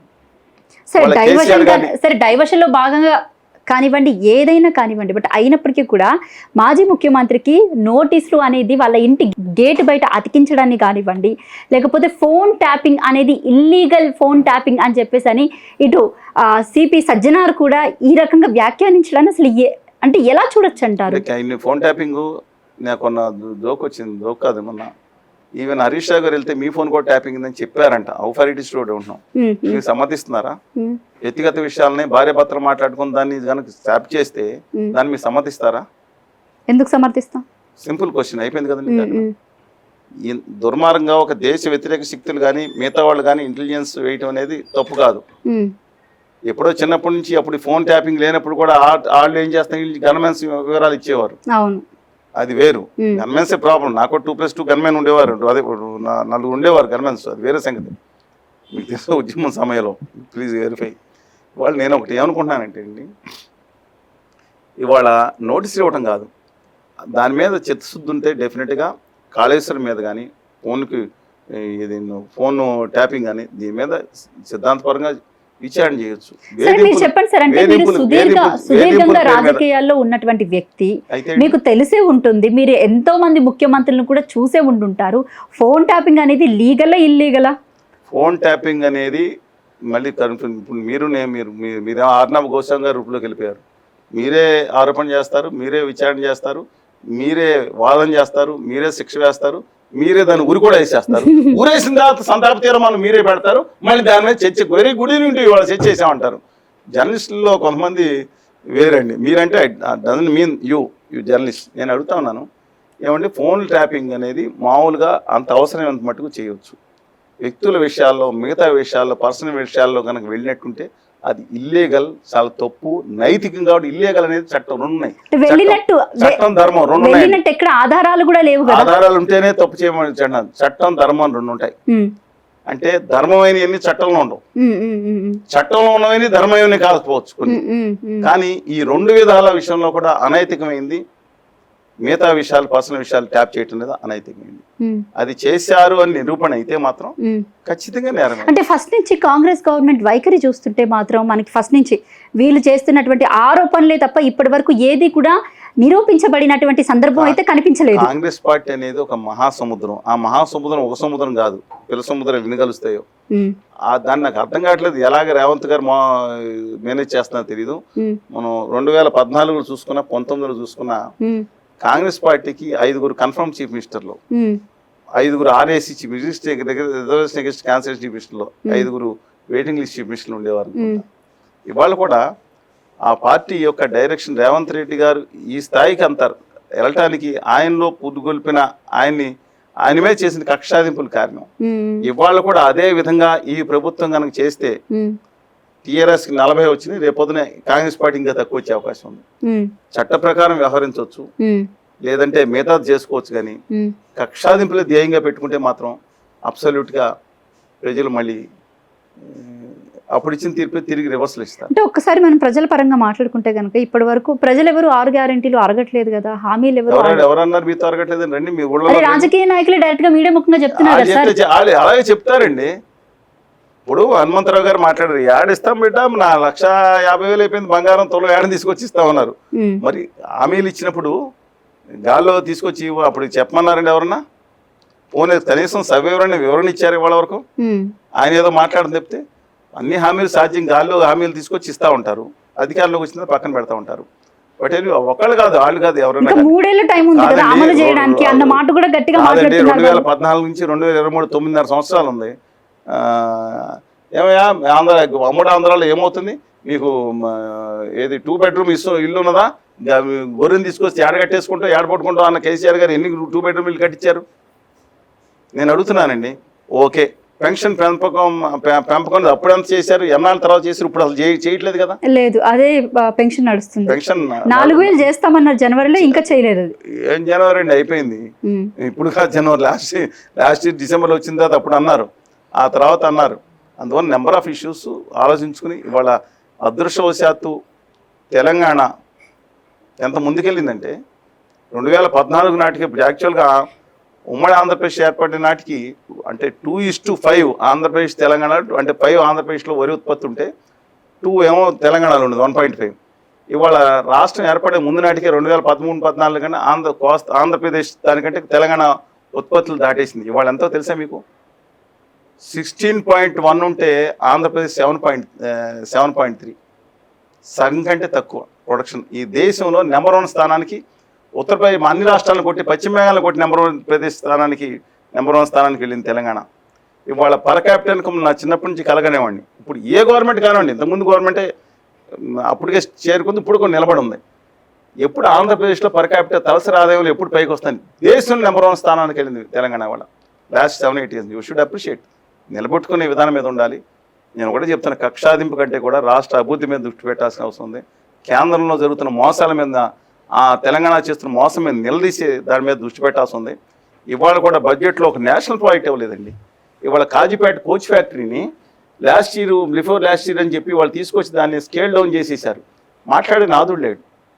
ఒక హైదరాబాదు మూసి సుందరీకరణ సబర్మతిది వాటికి పెట్టేసుకుంటారు, సుందరీకరణ లేదు. మెట్రో ఎక్స్టెన్షన్కి కేసీఆర్ గారు అడగలేదన్నారు, తర్వాత ప్రభుత్వాలు అడుగుతున్నాయి కదా, ఎందుకు ఇవ్వట్లేదు? దాని గురించి మాట్లాడలేదు. రింగ్ రోడ్ అన్నారు, triple R regional ring road, దానికి లేదు.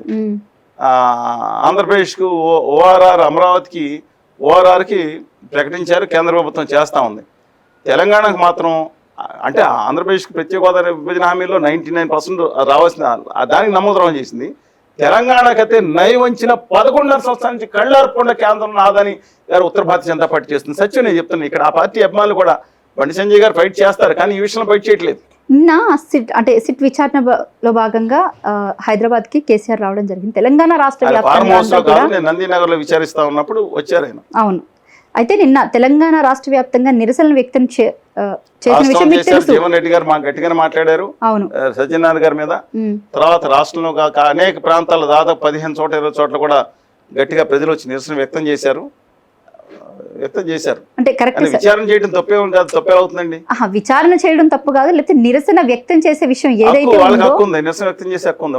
అంటే మరీ దిష్టి బొమ్మలు దగ్ధం చేయడం కానివ్వండి, లేకపోతే దిష్టి బొమ్మలకు ఉరివేయడం కానివ్వండి, చాలా తప్పండి. ఒక పార్టీ ఆఫీస్ కార్యాలయం కూర్చుని ఒక ముఖ్యమంత్రి, ఇప్పుడు బయట కాదు, ఆ పార్టీలోకి ఎవరు రాలేదని పార్టీలో ముఖ్యమంత్రి బొమ్మను పట్టుకుని ఉరేసేయటం. ఇప్పుడు ఇంతకుముందు తగలబడతారు, ఉరికి తలకి తేడా లెక్కలో టెక్నాలజీ నాకు తెలియదు, దాన్ని మీరు చూసుకోండి. దాని మీద ఎంత ఉచితమో అనుచితమో వాళ్ళు ఆలోచించుకోవాలి. అలాగే ఈ బూతులు తిట్టే కార్యక్రమంలో ఇప్పుడు ఒకప్పుడు ఏదో అనుకున్నామండి, అసలు నాకు బండి సంజయ్ గారు మాట్లాడుతుంటే తుప్పు వదిలిపోద్ది ఒక చెవిలో, రేవంత్ రెడ్డి గారు మాట్లాడినా టీఆర్ఎస్ నాయకులు ఇంతకుముందు మాట్లాడిన దానికి తుప్పు వదిలిపోద్ది ఒక్కొక్కరికి.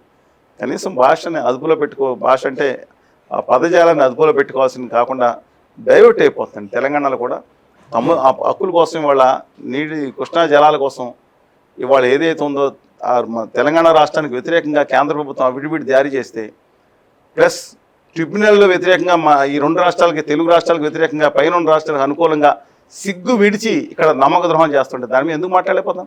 రాష్ట్ర ప్రభుత్వం కేసీఆర్ గారికి లాలూచి అని కవిత గారు ఆరోపిస్తే వేరే సంగతి అండి ఆ పార్టీకి, కానీ కాంగ్రెస్ పార్టీకి ఎందుకు నిలదీయలేకపోతున్నారు? నాకు అర్థం కావట్లేదండి. రేవంత్ గారు సచ్ పవర్ఫుల్ పర్సనాలిటీ కదా, కేసీఆర్ మీద దృష్టి కాదు కదా, బీజేపీ మీద కూడా దృష్టి. అందరూ కన్నా తండ్రికి ఎదురు తిరిగి మాట్లాడడాన్ని అసలు ఏ రకంగా చూడొచ్చు అంటారు? మరి కన్న తండ్రి గారి కంటే అన్నగారి మీద పడ్డారండి నిన్న కేటీఆర్ గారి గురించి.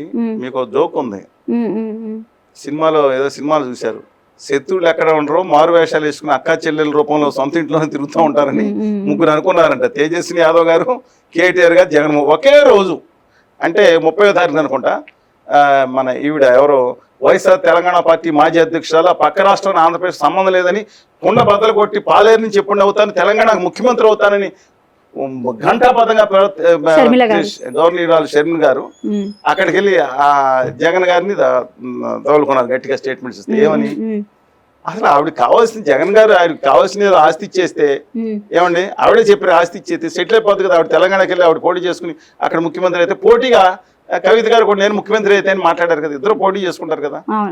తెలంగాణ ముఖ్యమంత్రి ఎవరు అనేది ఫైట్ బిట్వీన్ శర్మ గారు కవిత గారు ఇద్దరు మధ్యన గట్టిగా పోరాటం చేస్తే సురేఖ్ గారు వరకు ఉంటారు. గట్టిగా పోరాటం చేస్తే మంచిది కదా. విచిత్రం ఏంటంటే వీళ్ళకి ఆస్తుల విషయం మీద తగాదాని బయట పేరు అథారిటీస్ ఉన్నాం. అంటే కవిత గారిని ప్రజెంట్ షర్మిల గారితో పోల్చొచ్చు అంటారా? ఏమైందండి షర్మిల గారికి ఏం తక్కువ అండి? 33,500 కిలోమీటర్లు అక్కడ పాదయాత్ర చేశారు. పైగా తెలంగాణలో పాదాల మీద నడిచి యాత్ర చేశారు. మిగతా వాళ్ళు కాకుండా అద్భుతంగా చేశారు. అసలు కేసీఆర్ గారు ఇంటి ముందు ఆ ఫీట్ చేశారు. ఒక్కావిడ వెళ్ళిపోయారు. తల్లికి వెళ్ళి పలకించిన అది ఎక్కి అది లాగేస్తున్నా సరే కారులో ఎక్కువ నిలబడినా ఏమైనా చూపించండి భయపడకుండా. సరే ఈ మొత్తాన్ని రేవంత్ గారు వచ్చారు. ఇంకొకసారి కాలు కనుక బయట పెడితే నేను ఒప్పుకోను ఏది ఎన్నికలకు కూడా అన్నట్లున్నారు తెలీదు. కనీసం తెలంగాణలో ఒక ప్రచారం చెప్పినా ఒప్పుకోను, అక్కడికి వెళ్ళి చేసుకోండి, ఏది కావాలంటే పార్టీలకు ఇచ్చుకోండి అని చెప్పినట్టున్నారు. ఆవిడ పాపం రాలేదు. ఏం చేస్తారు, ఒత్తిడి పనిచేసినట్టునే. కాకపోయినా ఒకటి చెప్పారు, నా వల్ల 34 సీట్లు 33 సీట్లు తెలంగాణలో కాంగ్రెస్ నా వల్ల గెలిచిందని చెప్పారు. పాపం మీరు చూడండి ఆ స్టేట్మెంట్ చూడండి. పాపం ఖండించలేదు. భట్టి గారు కానీ రేవంత్ రెడ్డి గారు మనకెందుకు వచ్చిన కూడా ఆవిడ ఏదో అక్కడ ఉంటుంది కదా వదిలించుకున్నాం అనుకున్నట్టున్నారు. కానీ లేదండి, ఆవిడ అన్నగారు అక్కడ పరిష్కరిస్తే తిరిగి తెలంగాణకు వచ్చి ఏ రోజుకన్నా పాలేరుకి ఎమ్మెల్యే తెలంగాణకు ముఖ్యమంత్రి కావాలని కోరిక నెరవేర్చేసుకునే అవకాశాలు ప్రస్ఫుటంగా ఉన్నాయని వారి అమ్మాయిలు భావిస్తున్నారు. రైట్. అయితే కవిత చేస్తున్నటువంటి ఆరోపణలు ఏ రకంగా చూడొచ్చు అంటారు? ఎందుకంటే కన్న కూతురు అయ్యుండి నేను మళ్ళీ అదే క్వశ్చన్ రిపీట్ చేస్తున్నా. తండ్రి మీద కానివ్వండి, అన్న మీద కానివ్వండి, లేకపోతే సంతోష్ రావు గారి మీద కానివ్వండి, హరీష్ రావు మీద ముఖ్యంగా ఆవిడ చేస్తున్నటువంటి ఆరోపణలు అంటే బీఆర్ఎస్ పార్టీకి ఎక్కువగా నష్టం కలుగుతుంది ప్రజెంట్, కాంగ్రెస్ పార్టీ కన్నా ఎక్కువగా కవిత గారి వల్లేనేమో అన్నట్టు బయట బాగా రూమర్లు వినిపిస్తున్నాయి. MOTN నిన్న సర్వే వచ్చింది, మూడ్ ఆఫ్ ద నేషన్ అని ఇండియా టుడే ఇచ్చింది. దాంట్లో తెలంగాణలో పార్లమెంట్ సీట్ల విషయం ఏమి ఇచ్చారు చూసారా? కాంగ్రెస్ పార్టీకి పార్లమెంట్ విషయం మాటలు కాంగ్రెస్ పార్టీ 1% పెరిగింది, బీజేపీకి 1% పెరిగిన సీట్లు రూపాయలు ఎంత ఉంది, బీఆర్ఎస్కి అంతే ఉందన్నారు 18% ఎంతో. మీకు 18% ఓటింగ్ అంటే తక్కువ కదండి. ఇది ఏ స్టేజ్కి వెళ్ళింది? 2 సీట్లు పోగొట్టుకుని ఇవాళ ఏ స్టేజ్కి వెళ్ళింది పార్టీ? నా ఉద్దేశం ప్రకారం స్ట్రాంగ్ పార్టీ తెలంగాణకు ఒక ప్రాంతీయ పార్టీ ఉండాల్సిందే. అవును, ఖచ్చితంగా ఆరునైన ఆంధ్రప్రదేశ్కి ఉండాల్సిందే. ఈ కేంద్రంలో ఉత్తర భారతీయ ఆదాని పార్టీ లాంటి కంపెనీలు లేకపోతే మనం వెళ్ళి ఇక్కడ ఏదైనా తెలుగు బిడ్డ ఎవరైనా కానీ నాకు మొత్తం 2 రాష్ట్రాల తెలుగు బిడ్డలు కావాలన్నా వీళ్ళు వెళ్ళి కేంద్రంలో రాణి సాహెబాల దగ్గర గుజరాతీ పాదుషాల దగ్గర తలకాయ ఉంచి ఆత్మగౌరవాన్ని తెలుగు వాళ్ళ ఆత్మగౌరవం తాకట్టు పెట్టాలన్నా క్వశ్చనే లేదండి. వాళ్ళ కవిత గారు ప్రశ్నిస్తున్నారు ఒక విషయంలో, కేంద్రంలో భారతీయ జనతా పార్టీ మీద ఉద్దేశం ఏంటంటే మాట్లాడుతున్నారు. Yes right point, what she is pointing out. Remaining వ్యక్తిగత విమర్శలకి నేను వ్యాఖ్యానించండి. హరీష్ రావు గారు దో ఐ డిఫర్ విత్ మీ దాన్ ఈజ్ లాంగ్వేజ్. వాళ్ళందరూ కూడా తెలంగాణ సమయంలో సరే మైనస్ పాయింట్లు ఉన్నాయి, మిగతా they tried their level best. Telangana development చేయడానికి they tried their level best. ఎవరన్నా కానివ్వండి, నేను చూసా కదా. వాళ్ళ కేటీఆర్ గారు ఎస్ మైనస్ ఉండే ఉండొచ్చు, ఉండొచ్చు, కానీ ఆ సాఫ్ట్వేర్ ఎక్స్పోర్ట్స్ తెలంగాణ ఏర్పడినప్పుడు 54,000 కోట్లు అప్రాక్సిమేట్లీ. నో టుడే 2023 నాటికి ఎంతో తెలుసా మీకు? 2,75,000 కోట్లు దాదాపుగా ఇన్హెరెంట్గా డెవలప్ అయి ఉంటుంది. ఆయన కూడా అదే పాలసీ కంటిన్యూ చేయకపోతే డెవలప్ అయి ఉండేదా? చంద్రబాబు నాయుడు గారు విత్తేసి దాని మొక్కను తీసుకెళ్తే రాజశేఖర రెడ్డి గారు కొంచెం పైకి తీసుకెళ్లారు, తర్వాత రౌసీ గారు తీసుకెళ్లారు, కేసీఆర్ గారు తీసుకెళ్లారు, అండర్ దీంట్లో రేవంత్ రెడ్డి గారు తీసుకెళ్తున్నారు. కానీ వాళ్ళ కవిత గారు విషయం వరకు ఏమో ఆస్తులు గొడవలు ఉన్నాయో నాకు తెలియదండి. I don't want premature to comment. అలాంటిది నేను ఏదో ఆ కేటీఆర్ గారు వెళ్ళి మాట్లాడుకుంటే సెటిల్ అయిపోతాం కదా. నేనేం చెప్తానండి, అది ఫ్యామిలీ ఇష్యూ. ఆవిడ ఫ్యామిలీ ఇష్యూ కాదు, నేను దాటిపోయాను అనుకున్నా. Blood is thicker than water. Again I'm repeating. రేపు ఉదయం తేజస్వి యాదవ్ గారి సిస్టర్స్ కానీ వాళ్ళకి ఆయనకి ఏదో 10 మంది ఉన్నారు, 8 వాళ్ళందరినీ సంపాదించుకుంటామో తెలియదు. కానీ ఒక్కతే చెల్లెలు కదండి, వీళ్ళిద్దరూ ఒక్కడే కదండి. రేపొద్దున నీదేదో నీకు సెటిల్ చేశానని జగన్మోహన్ రెడ్డి గారు అనగానే అన్నా చెల్లెలు అనుబంధం అని ఆవిడ వెళ్ళిపోతారు. కవిత గారు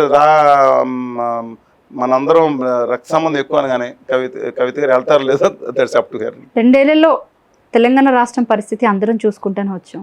ఇప్పుడు ఇంకొక 2 ఏళ్ళు ఉంది, గట్టిగా చూసుకుంటే 3 ఏళ్ళు ఉంది. ఈ 3 ఏళ్ల కాలం పాటు అంటే తెలంగాణ రాష్ట్రం పరిస్థితి ఇంకా ఎలా ఉండబోద్ది అంటారు? 2 ఏళ్ళు అయింది, 3 ఏళ్ళు డిసెంబర్ 7 నాటికి అధికారంలోకి వచ్చారు. డిసెంబర్ 2 ఎలా ఉండబోతుంది అంటారు? అయితే తెలంగాణ ఒక అద్భుతమైన అవకాశాలు కానీ ఇవాళ కేంద్ర ప్రభుత్వం నమ్మకద్రోహం నయవంచన చేసింది తప్పితే, కానీ తెలంగాణ దక్కన్ ప్లాటులో గుండెకాయ లాంటిది. మీరు చూడండి, అది గుండెకాయ ఎలా ఉంటుంది అటు ఇటు మ్యాప్ కూడా. ఆ గుండెకాయని తప్పించుకుని వెళ్ళలేని పరిస్థితి. ఏంటి, వాళ్ళు అక్కడి నుంచి విజయవాడ రైల్వే లైన్ వేసినా, అక్కడి నుంచి చెన్నై బెంగళూరు వేసినా, బొంబాయి నుంచి అటేదో అటేం చేయలేదు కదా. హైదరాబాద్కి ఒక నిన్న కూడా హై స్పీడ్ రైళ్ళు అదేదో పూనా కోసం వేసుకుంటానికి గుజరాత్ నుంచి పెట్టుకున్నారు. తర్వాత ఎప్పుడు వచ్చినా సెంటర్ ఆఫ్ ద సిటీ ఉంది, అద్భుతమైన వాతావరణం ఉంది, అంతకన్నా అద్భుతమైన ప్రజలు ఉన్నారు. అందరినీ కడుపులో పెట్టి చూసుకోగలిగే సంస్కారం చాలా గొప్పగా ఉంది. 0.1% వాళ్ళు తీసి గోడలు వదిలేసేయండి. అందువల్ల హైదరాబాద్ తెలంగాణకి గ్రోత్ ఇంజిన్. ఆ డబుల్ ఇంజిన్ సర్కారు డబుల్ ఇంజిన్ ముంచేసిన తర్వాత సంగతి, కానీ హైదరాబాద్ గ్రోత్ ఇంజిన్ డెఫినెట్గా చాలా దాన్ని సరైన రీతిలో పెట్టుకుంటే ఇవాళ విలువలు మార్కెట్లో ప్రతి చోట వాళ్ళ తెలంగాణలో ఉన్న గొప్పతనం ఏంటంటే, తెలంగాణ సమాజంలో ప్రతి ఒక్కళ్ళకి వర్గాలకి, అక్కడ ఎస్టీలకి ఎస్సీలకి, మీరు మహబూబ్నగర్ పోండి, లేదంటే ఆదిలాబాద్ వెళ్ళండి, ఆదిలాబాద్లో పాపం ఎస్టీ ల్యాండ్ కొంత అనేకాంతరం అయిపోయింది, విషయం వేరే. అనేక చోట్ల ఎస్సీలకు కూడా భూములు ఉన్నాయి. వీళ్ళ భూముల్ని అమ్ముకోలేదు, చాలామంది నమ్ముకున్నారు. నేను మీకు చూపిస్తాను నెంబర్ ఆఫ్. శంషాబాద్లో పాపం ఆ రోజు తీసుకున్నప్పుడు అమ్ముకున్న వాళ్ళు ఏం చేశారు తెలుసా, ఎక్కువ మంది విలాసాలు చేయలేదు, దూరంగా తీసుకెళ్లి ల్యాండ్ కొనుక్కున్నారు ఎంతో కొంత. ఆ మట్టితో ఉన్న అనుబంధం, మట్టి మనిషి అంటారు కదా, గొప్ప మనస్తత్వం, మిగతా అన్ని తెలుగు వాళ్ళలాగానే. అందువల్ల ఆ యొక్క సమాజం ఏదో రేట్లు తగ్గిపోయినాయి అనే బాధ ఉందండి ప్రతి ఒక్కళ్ళకి. వాళ్ళ రైతుకి సంపాదన ఎంత వచ్చినా తన భూమి రేటు పెరిగిన తర్వాత పిల్లల్ని చదివించుకోవటంలో ఆ యొక్క పెరిగిన రేటు ఉపయోగపడుతుంది. రేవంత్ రెడ్డి సర్కార్లోని తెలంగాణ రాష్ట్రం ముందుకెళ్లే అవకాశం ఉందంటారు ఇంకో ఈ 3 ఏళ్ళు కూడా? రేవంత్ రెడ్డి గారు ఎవరున్నా సరే తెలంగాణకి ఇన్హెరెంట్ గ్రోత్ ఉంది, అద్భుతమైన శక్తి ఉంది, అద్భుతమైన మనుషులు ఉన్నారు డెఫినెట్గా. కానీ ఓవరాల్ కేంద్ర ప్రభుత్వం సహకారం మాత్రం లేదు. కేంద్ర ప్రభుత్వం నమ్మకద్రోహం చేస్తున్న, తన కాళ్ళ మీద తాను నిలబడి ఏదో 2% సాయం చేసి వాళ్ళు 200% కొట్టమనండి, నిలబడే యొక్క శక్తి, అంత ధైర్యం తెలుగు వాళ్ళు తెలంగాణ ఖచ్చితంగా ఉంది. కానీ ఏంటంటే రేవంత్ రెడ్డి గారు యువతని పారిశ్రామికవేత్తలుగా తయారు చేసే విషయం కానీ, టీ హబ్ అని అప్పుడు పెట్టారు దాన్ని ఇంతకుముందు గవర్నమెంట్లో, దాన్ని ఎక్స్పాండ్ చేసి దాన్ని ఆ గ్రోత్ని తీసుకెళ్తే దాని మీద ముందు దృష్టి పెట్టాలని కోరుకుంటున్నాను. ఎందుకంటే ఇవాళ మారుతూ ఉంది సాఫ్ట్వేర్, దాని మీద దృష్టి కేంద్రీకరిస్తున్నప్పుడు ఇవాళ 2026 మార్చి నాటికి ఇవాళ గూగుల్ ప్రపంచంలో అతిపెద్ద సాఫ్ట్వేర్ సెంటరు, అంటే 2 కలిపితే అతిపెద్ద సెంటర్ ప్రపంచం మొత్తం మీద హైదరాబాద్లో ప్రారంభించబోతుంది. దాదాపు 30,000 మంది ఇన్హెరెంట్గా అందరూ కలుపుకుంటే, దాన్ని కలుపు ఒక టౌన్లో, ఒక నగరంలో పనిచేసే యొక్క పరిస్థితులు వస్తూ ఉన్నాయి. ఇవన్నీ దీని మీద దృష్టి, ఇవన్నీ ఇప్పుడు జరగలేదండి. 2 years బ్యాక్ తీసుకున్న నిర్ణయాన్ని వారి కన్స్ట్రక్షన్ చేస్తా వాళ్ళు ఇంప్లిమెంట్ చేసి, ఇప్పుడు కూడా కంపెనీ వాళ్ళ నిర్ణయం పెట్టదు, 3-4 ఏళ్ళ ముందే నిర్ణయం తీసుకుంటారు. ఆ యొక్క పునాదులు ఏదైతే ఉన్నాయో గట్టిగా ఉపయోగపడుతుంది, దాన్ని నెక్స్ట్ స్టేజ్ తీసుకెళ్ళేటట్టు ఉపయోగించుకోవాలి, దాని మీద ఫోకస్ ఉండాలి. ఆయన ఎక్కువ ఫోకస్ అంతా 4th సిటీ మీద పెడుతున్నారు. ఐఎమ్ నాట్ అదే తప్పని అన్న, కానీ మొత్తం దృష్టి దాని మీద పెడతాం వల్ల మిగతా చోట్ల దృష్టి తగ్గుతుందేమో ఆలోచించుకోవాలి. ఇవాళ ఇంకోటి కూడా చెప్తున్నాను, ఇవాళ వరి పంట నేను ఇందాక చెప్పాను, మీ దేశంలో నెంబర్ 1 ప్రదేశం. మళ్ళా నేను చెప్తున్నాను, వరి ఎక్కువ వేయటం కంటే కమర్షియల్ క్రాప్స్కి వెళ్ళాలి. వరి పంటకి మీరు 60% వరి కానీ పత్తి కానీ, ఇవాళ తెలంగాణలో వేసే పంటల్లో దాదాపు 60% వరి పత్తి, 30% మిగతా ఏదండి నూనెలు, ఇవన్నీ ఎక్సాటిక్ క్రాప్స్ కానీ లేదా ఫ్రూట్స్ కానీ వాటి మీద వేసి పంట పెంచాల్సిన, అంటే నికర ఆదాయం పెంచాల్సిన అవసరం ఉంది. అందుకని యువత పరిశ్రమల మీద, దాంతోపాటు వాళ్ళకి రైతులకు రావాల్సిన ఇబ్బందులు పరిష్కరించి వాళ్ళకి గిడ్డంగులు కానీ మిగతాది కానీ ఎక్కువ ఆదాయం వచ్చేటట్టు చేసుకుంటే బాగుంటుంది. ఎందుకంటే ఇవాళ బండి నడుస్తుంది కాబట్టి ఎక్కువ పంట నడిచిందండి. బియ్యం కూడా కన్జంప్షన్ తగ్గిపోతుంది, ఇతర రాష్ట్రాలకు ఎగుమతులు తగ్గిపోతున్నాయి, ఇతర దేశాలకు ఎగుమతులు కూడా కష్టంగా సూచనలు కనపడతా ఉన్నాయి. ఇందో సర్కమ్స్టాన్సెస్ ఈ రెండింటి మీద కాన్సన్ట్రేషన్ చేయాలి. అలా పెడితేనే రాష్ట్రం ముందుకెళ్ళే అవకాశం ఉంది, లేని పక్షంలో మళ్ళీ అక్కడ అది హాల్ట్ అయ్యే అవకాశం ఉందండి. Right, thank you sir, thank you so much sir, మీ విలువైన సమయాన్ని మాకు కేటాయించినందుకు. ఇది చలసాని శ్రీనివాస్ గారితో ప్రత్యేక ఇంటర్వ్యూ. మరొక ఇంటర్వ్యూతో మళ్ళీ కలుద్దాం. Thank you.